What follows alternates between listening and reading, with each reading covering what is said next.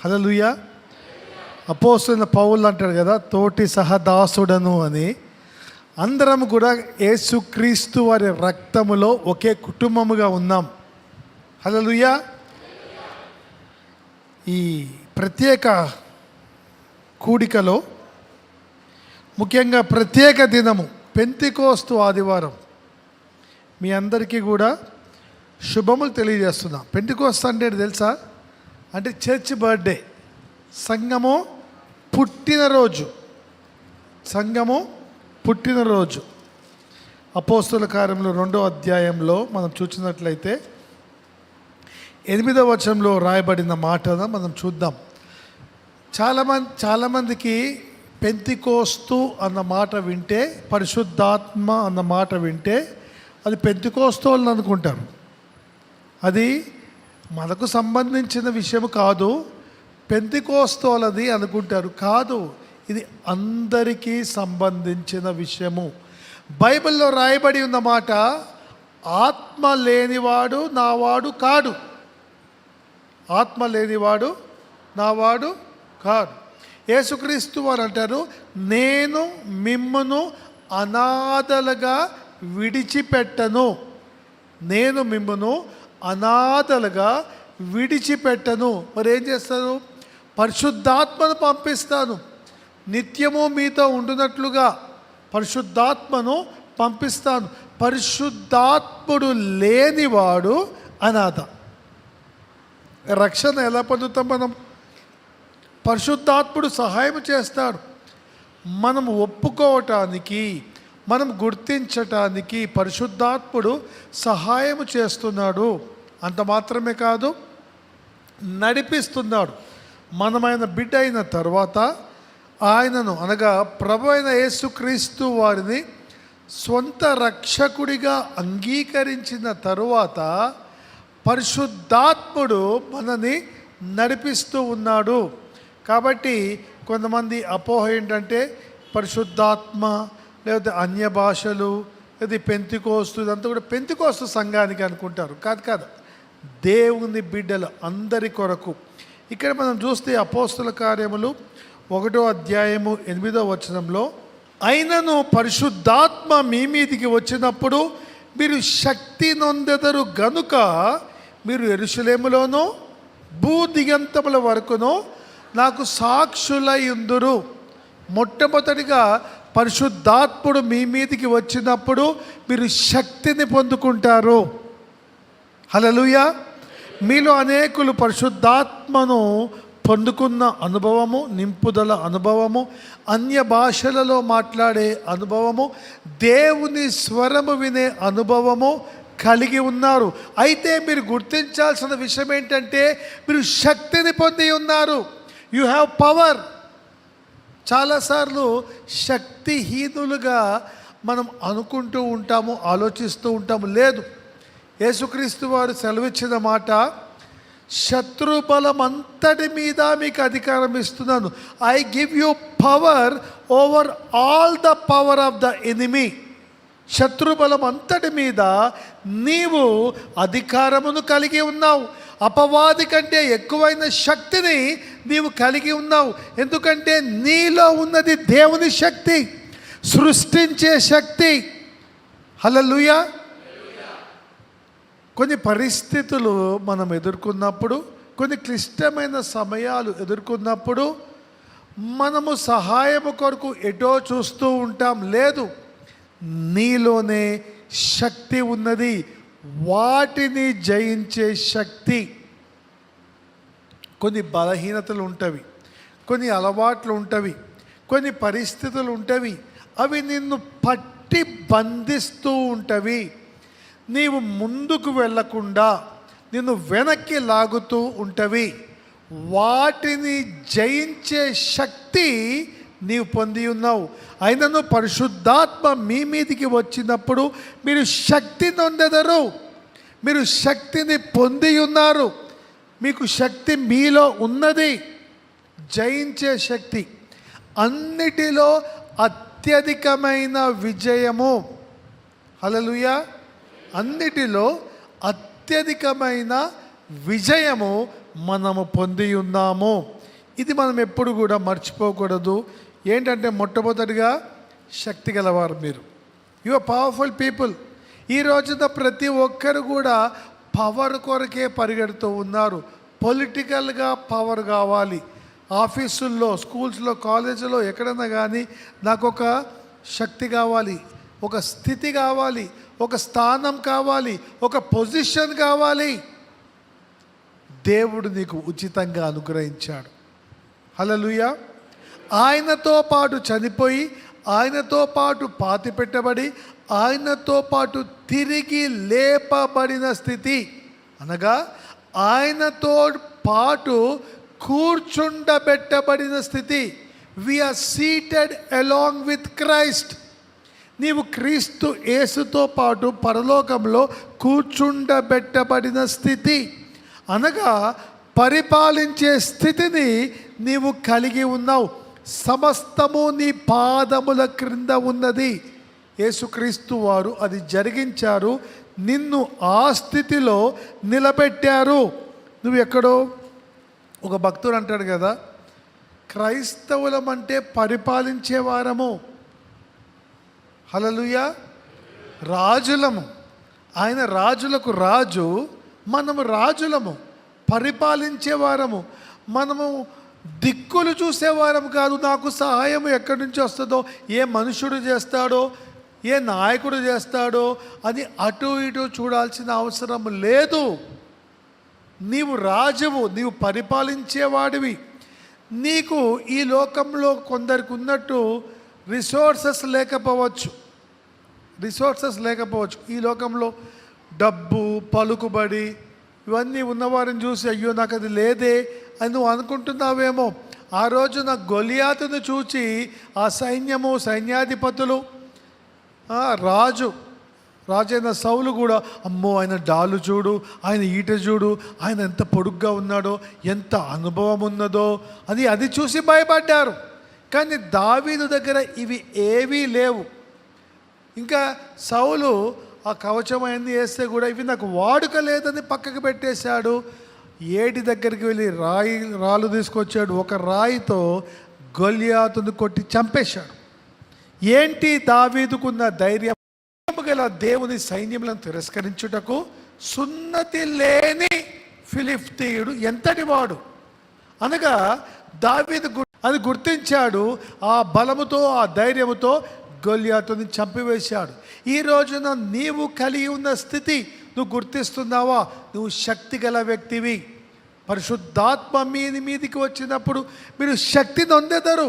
ఆ పొజిషను నీకు దేవుడు అనుగ్రహించాడు. ఎందుకంటే ఫిలిప్పీలో రాయబడిన మాట, యేసుక్రీస్తు వారు శిలువ మరణము పొందినంతగా తగ్గించుకున్నాడు, విధేయత చూపించాడు. కాబట్టి దేవుడు ఆయనను అధికముగా హెచ్చించి ప్రతి నామమునకు పైనామము అనుగ్రహించెను. ఆ నామమున ప్రతి మోకాలు మోకరిల్లును, ప్రతి నాలుక యేసే క్రీస్తుని ఒప్పుకొనును. హెచ్చింపబడిన నామము. యేసుక్రీస్తు వారికి అవసరమా? ఆయన ఆది నుండి ఉన్నవాడు, ఆత్మస్వరూపి, వాక్కైన దేవుడు, శక్తిమంతుడు, సృష్టికర్త. మన కొరకు దిగి వచ్చాడు. మనుష్యుడు కోల్పోయిన ఆ అధికారమును తిరిగి సంపాదించి మనకిచ్చాడు. అందుకే యేసుక్రీస్తు వారు పలికిన మాట మత్తయి సువార్తలో ఉంటుంది, సర్వాధికారము నాకు ఇయ్యబడి ఉంది కాబట్టి మీరు వెళ్ళి. సర్వాధికారము నాకు ఇయ్యబడింది కాబట్టి మీరు వెళ్ళి. ఎందుకంటే ఆ అధికారమును సంఘానికి ఇచ్చాడు. నీవు అధికారం గల వ్యక్తివి. నీవు లేదని కాదు, ఉన్నది. యుద్ధం జరుగుతుంది, కానీ అంతిమ విజయము నీదే. You are the victorious person. కాబట్టి నీవు కలిగి ఉన్నది గుర్తించు. పరిశుద్ధాత్మ నీ మీదికి వచ్చినప్పుడు నీవు శక్తి నొందెదవు. శక్తి గల వారిగా మనమున్నాము. రెండవదిగా, భూదిగంతముల వరకు నాకు సాక్షులై ఉందరు. నీవు దేవుని సాక్షిగా ఉండునట్లుగా పరిశుద్ధాత్మ శక్తి నీకు ఇవ్వబడి ఉన్నది. సాక్ష్యం ఇవ్వటము ఒక విషయము, సాక్షిగా జీవించటము ఇంకో విషయం. చాలామంది సాక్ష్యాలు చెప్తుంటారు, కానీ సాక్షిగా జీవించరు. యేసుక్రీస్తు వారు శిష్యులని ఒక మాట అడిగారు. చెప్పుకోవటం కాదు, ఇతరులు చెప్పాలి. నీ ఇంటివారు చెప్పాలి నీ గురించి సాక్ష్యము, నీ తోటివారు చెప్పాలి నీ గురించి సాక్ష్యము. హల్లెలూయా. సాక్షిగా జీవించే సామర్థ్యత పరిశుద్ధాత్మ వలన నువ్వు పొందుకుంటావు. ఎందుకంటే ఈ లోకంలో జీవిస్తూ ఉండగా అనేకమైన బలహీనతలు, అనేకమైన ఒత్తిడులు, అనేకమైన పరిస్థితులు, వాటన్నిటిలో కూడా నీ సొంత ప్రయత్నము, నీ సొంత డిటర్మినేషన్ సరిపోదు. దేవుని సహాయము నీకు అవసరం. దేవుని సహాయము నీకు అవసరం. ఎప్పుడైతే నువ్వు పరిశుద్ధాత్మను పొందుకుంటావో భూదిగంతముల వరకు ఆయన సాక్షిగా నీవు జీవిస్తావు. హల్లెలూయా. పెంతెకోస్తు ఆదివారము, పెంతెకోస్తు దినము గురించి ఆలోచించినప్పుడు వాగ్దానం చేశాడు. ఎదురు చూస్తూ ఉన్నారు. వాగ్దానము నెరవేరింది. దేవుడు మీ జీవితంలో ఒక వాగ్దానము చేస్తే, if God gives you a promise, he will fulfil it. Hallelujah. దేవుడు ఒక వాగ్దానం చేస్తే ఆయన తప్పకుండా నెరవేర్చువాడై ఉన్నాడు. అబ్రహాముకు దేవుడు వాగ్దానం చేశాడు, నీ సంతానము ఇలాగనుండును అని వాగ్దానం చేశాడు. ఆకాశపు నక్షత్రముల వలె, ఇసుక రేణువుల వలె విస్తరింపజేస్తానన్నాడు. పేరు మార్చబడింది. అబ్రాహాము పేరు అబ్రహాముగా మార్చబడింది. అనగా అనేక జనములకు తండ్రి అని. అనేక జనములకు తండ్రిగా పిలవబడుచున్నాడు. కానీ ఒక్కడు కూడా పుట్టలేదు. వయసు అయిపోతుంది. రమారమి 100 ఏండ్ల వయసు గలవాడిగా ఉన్నాడు అబ్రహాం. రోమా 4వ అధ్యాయంలో మనం చదివినట్లయితే, ఆయన వాగ్దానము చేసిన దానిని నెరవేర్చుటకు సమర్థుడని రూఢిగా విశ్వసించి విశ్వాసము వలన బలము పొందెను. పరిస్థితులు చూస్తే దేవుని మాట నెరవేరుతుందా, ఇది జరుగుతుందా అన్నట్టుగా ఉన్నది. మీ జీవితంలో కూడా అలా ఉండవచ్చు. యోసేపు జీవితంలో చూడండి, దేవుడు చూపించిన కళ ఏంటి? పన ఎత్తబడింది. తర్వాత అన్నల పనులన్నీ కూడా సాష్టాంగపడ్డావంటే రివర్స్లో అవుతుంది స్టోరీ. అన్నలేమో కొట్టారు, చంపాలని చూశారు, బానిసగా అమ్మివేశారు. పోతిఫర్ ఇంట్లో దేవుడు చేశాడు. దేవుడు చేస్తాడు. దేవుడు వాగ్దానము చేసిన దేవుడు నీలో నివాసం చేస్తున్నాడు. నాలో ఉన్నవాడు ఈ లోకములో ఉన్నవాని కంటే గొప్పవాడు. హల్లెలూయా. కాబట్టి పెంతెకోస్తు దినమున మీరు గుర్తించాల్సింది ఏంటంటే, మీ కొరకు చేయబడిన కార్యములు. అంత మాత్రమే కాదు, అక్కడ అపోస్తల కార్యములలో మనం చూస్తే 2వ అధ్యాయం చూడండి. అపోస్తల కార్యములు 2వ అధ్యాయము 36వ వచనం. ధైర్యమును కలిగి ఉన్నాడు. మీరు సిలువ వేసిన యేసుని, వాళ్ళెవరో సిలువ వేశారు, ఆయనే దేవుడు ప్రభుగా నియమించాడని చెప్పట్లేదు. మీరు సిలువ వేసిన ఈ యేసుని పరిశుద్ధాత్మ పొందుకున్నప్పుడు ధైర్యమును పొందుకుంటావు. ఇక చూడండి, అపోస్తల కార్యములు 4వ అధ్యాయము 13వ వచనంలో మనం చూసినట్లయితే, వారు పేతురు యోహానుల ధైర్యమును చూచినప్పుడు, చూడండి, యేసుతో పాటు ఉండిన వారిని గుర్తెరిగిరి. ధైర్యము చూచి, అంతకుముందు కూడా యేసుతో ఉన్నారు, కానీ ఇక్కడ డిఫరెన్స్ ఏంటంటే పరిశుద్ధాత్మను పొందుకొని ఉన్నారు. పరిశుద్ధాత్మను పొందినప్పుడు ధైర్యము కలిగి ఉన్నారు. అందుకే మీరు అపోస్తల కార్యములు చదవండి. ఎన్ని ఆటంకాలు వచ్చినా, ఎన్ని అడ్డులు వచ్చినా, ఎన్ని భయంకరమైన పరిస్థితులు వచ్చినా వారు ధైర్యముగా పరిచర్య జరిగించారు. ప్రాణము పెట్టినంతగా వారు ముందడుగు వేశారు. హల్లెలూయా. పరిశుద్ధాత్మను నువ్వు పొందుకుంటే ధైర్యాన్ని పొందుకుంటావు. ఇది చాలా ముఖ్యమైన విషయం. దేనికి నీవు భయపడాల్సిన అవసరం లేదు. దేవుడు మన పక్షమున ఉన్నాడు. ఆయన గొప్పవాడు. ఆయన అన్నిటికంటే పైన ఉన్నవాడు. హల్లెలూయా. చరిత్ర రుజువు చేస్తూ ఉన్నది. ఎవరైతే సంఘానికి వ్యతిరేకంగా, దేవుని బిడ్డలకి వ్యతిరేకంగా వెళ్ళారో వారు గతించిపోయారు, నశించిపోయారు, కానీ సంఘము నిలిచే ఉన్నది. హల్లెలూయా. నిన్న నేడు నిరంతరము ఏకరీతిగా ఉన్న దేవుడు ఫరో ఎదుట నిలబడి మాట్లాడటమే కష్టము. అటువంటిది ఫరోనే మీకు దండం పెడతాను వెళ్ళిపోండి అని ఫరోతోనే అనిపించాడు. వారి బంగారము వెండి అన్నీ తీసుకుని ఇజ్రాయేలు జనాంగము ఆ ఐగుప్తును విడిచిపెట్టారు. దేవుడు కార్యము జరిగిస్తాడు. దానియేలులో చూస్తాము, ఆ రాజు ఏ విధంగా వీరి దేవుడు పూజార్హుడు అని ఆ రాజే ఒప్పుకున్నాడో దేవుడు ఒప్పిస్తాడు. హల్లెలూయా. షడ్రక్ మేషక్ అబేద్నెగోలు భయపడలేదు. మా దేవుడు మమ్మల్ని రక్షించుటకు సమర్థుడు, రక్షింపకపోయినను. ఇది ఫెయిత్ అంటే. దేవుడు చేస్తాడు, దేవుడు ఇస్తాడు, అక్కడికే మీరు మిగిలిపోతే అది ఫుల్నెస్ ఆఫ్ ఫెయిత్ కాదు. చేసినా చేయకపోయినా ఆయనే దేవుడు, ఆయన కొరకే జీవిస్తాను, ప్రాణము పెట్టడానికి కూడా వెనకడుగు వెయ్యను అన్న తీర్మానం వారు తీసుకున్నారు. మండుచున్న ఆ అగ్ని గుండములోనికి పడవేసిన వారు కాలిపోయారు, వీరు సేఫ్గా ఉన్నారు. ఆ రాజు వారిని బయటికి రమ్మని, వీరి దేవుడు పూజారుడు, వీరి దేవుడే దేవుడు అని రాజే ఒప్పుకున్నాడు. రాజులు ఒప్పుకుంటారు. హల్లెలూయా. ఎప్పుడు? నీవు దేవుని కొరకు నిలబడినప్పుడు. నా మటుకైతే బ్రతుకుట క్రీస్తే అన్న తీర్మానంలో నువ్వు నిలబడినప్పుడు ధైర్యము పరిశుద్ధాత్మ వలన పొందుకుంటావు.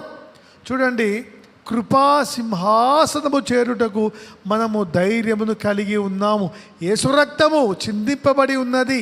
పాత నిబంధన కాలంలో ప్రధాన యాజకుడు ఒక్కడే, సంవత్సరానికి ఒక్కసారే అతి పరిశుద్ధ స్థలంలోనికి వెళ్ళేవాడు. కానీ ఇప్పుడు ప్రతి ఒక్కరము ఉన్న పాటున ఆ మహాదేవుని సన్నిధిలోనికి వెళ్ళగలుగునట్లుగా ద్వారము తెరవబడింది. కృపా సింహాసనము చేరుటకు ధైర్యమును పొందుకొని ఉందాము. హల్లెలూయా. ఏ పరిస్థితికి భయపడవద్దు, ఏ గొలియాతుకు భయపడవద్దు. అన్నిటిలో అత్యధికమైన విజయము పొంది ఉన్నాం. మన కళ్ళ ముందు కనిపించకపోవచ్చు. చాలాసార్లు మనం చేసే పొరపాటు ఏంటంటే పరిస్థితుల వైపు చూసి ఒక తీర్మానానికి వస్తాం. పరిస్థితుల వైపు చూసి లేదు, దేవుని వైపు చూడండి, దేవుని వాక్యము వైపు చూడండి, దేవుని వాగ్దానము వైపు చూడండి. అది ఏమాత్రము కూడా అస్సలు అప్లికబుల్గా ఉండకపోవచ్చు. ఏంటి అసలు వాక్యం చెప్తుంది ఒకటి, అసలు దేవుడు ఇచ్చిన వాగ్దానం ఒకటి, కానీ నాకు జరుగుతుంది వేరే. పర్వాలేదు, దేవుడు నిన్ను పై స్థితిలోకి తీసుకెళ్తాడు. యోసేపు విషయం ఆలోచన చేయండి. పోతిఫర్ ఇంట్లో పోతిఫర్ కలిగిన సమస్తము పైన ఇన్ఛార్జిగా ఉన్నాడు. బాగానే ఉంది పరిస్థితి, ఎంత మంచిగా ఉంది అన్నట్టున్నాడు. కానీ దేవుని కొరకు కాంప్రమైజ్ కాకుండా చెరసాలకు వెళ్ళినా కూడా దేవునికి కృతజ్ఞత కలిగి ఉన్న యోసేపు ఆ రాజ్యము అంతటిపైన అధికారిగా ఉన్నాడు. He was made as a prime minister. Hallelujah. దేవుడు మనలో ప్రతి ఒక్కరికి కూడా ఒక ప్రత్యేకమైన స్థితిని సిద్ధపరిచాడు. మనం కాంప్రమైజ్ కావద్దు. దేవుని విషయంలో స్థిరముగా నిలబడదాము. హల్లెలూయా. శక్తి గల వారిగా నిలబడండి, సాక్షులుగా జీవించండి. హల్లెలూయా. అంత మాత్రమే కాదు, మీరు ధైర్యమును కలిగి ఉండండి. నీతిమంతులు సింహము వలె ధైర్యముగా ఉంటారు. హల్లెలూయా. కాబట్టి ఈ 3 విషయాలలో మీరు ముందడుగు వేయండి. ఇంకా అనేక విషయాలు ఉన్నవి, కానీ ఈ 3 విషయాలు మీ ముందు ఉంచుతున్నాను. దేవుడు మిమ్మును అనాథలుగా విడిచిపెట్టలేదు, మీలో ఉన్నాడు. కొరింథీలో చూస్తాం కదా, 1 కొరింథీ 6వ అధ్యాయంలో పరిశుద్ధాత్మకు ఆలయము, ఈ దేహము పరిశుద్ధాత్మకు ఆలయము. God dwells in you. Hallelujah. ఒక ముఖ్యమంత్రి గారు వచ్చి ఒక చోట ఉన్నారనుకోండి, ప్రధానమంత్రి వచ్చి ఒక హోటల్లోనూ ఒక గెస్ట్ హౌస్లో ఉన్నాడు అనుకోండి, ఎలా ఉంటుంది? చుట్టూ కాపలా, ఇంటెలిజెన్స్ వాళ్ళు మొత్తం కూడా దేవుడున్న చోట దేవదూతలు సరౌండ్ చేసి ఉంటారు. నీ చుట్టూ దేవదూతలు ఉన్నవి. దేవుడు నీలో ఉన్నాడు. హల్లెలూయా. నీలో ఉన్నవాడు ఈ లోకంలో ఉన్నవానికంటే గొప్పవాడు. నువ్వు ఎదుర్కొనే ఆ పరిస్థితి, ఆ సవాలు, ఆ కష్టము, ఆ సమస్య అన్నిటికంటే, ఆ రోగము అన్నిటికంటే నీలో ఉన్నవాడు గొప్పవాడు. నువ్వు గుర్తెరిగి ముందడుగు వేయుదువుగాక. ఆమేన్. ప్రార్థన చేసుకుందాం. తండ్రి మహోన్నతుడా, మీకు స్తుతులు చెల్లిస్తున్నాం. మమ్మను ప్రేమించి లోకానికి దిగివచ్చి మా పక్షమున సిలువలో తండ్రి మరణించి మా పాపము, రోగము, శాపం యొక్క శిక్షను భరించి చనిపోయి పాతిపెట్టబడి మరణము గెలిచి తిరిగి లేచి ప్రభా మమ్మను అనాథలుగా విడిచిపెట్టగా మా కొరకు ఆదరణకర్తను పరిశుద్ధాత్మ దేవుని పంపిన విధానం బట్టి మీకు స్తుతులు చెల్లిస్తున్నాం. ఈ లోకంలో మీ కొరకు జీవించే జీవితాలు ప్రతి ఒక్కరికి అనుగ్రహించమని వేడుకుంటున్నాం. నీవుంటే చాలు తండ్రి ప్రభా.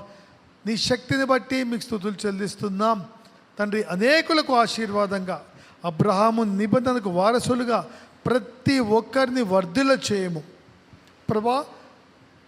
నీ బిడ్డలు ప్రతి ఒక్కరు కూడా ఈ శరీరంలో అవయముగా, సంఘంలో ఒక పాత్రగా వారు తమ పాత్రను నమ్మకంగా జరిగిస్తూ మీ సాక్షులుగా జీవిస్తూ ఒకానొక దినమున బలా నమ్మకమైన మంచి దాసుడా అని నీ చేత అనిపించుకునే ధన్యత అనుగ్రహించి మహిమ పొందమని, ఈ సంఘము సరిహద్దులు విశాలపరచమని యేసు నామమున ప్రార్థిస్తున్నాము తండ్రి.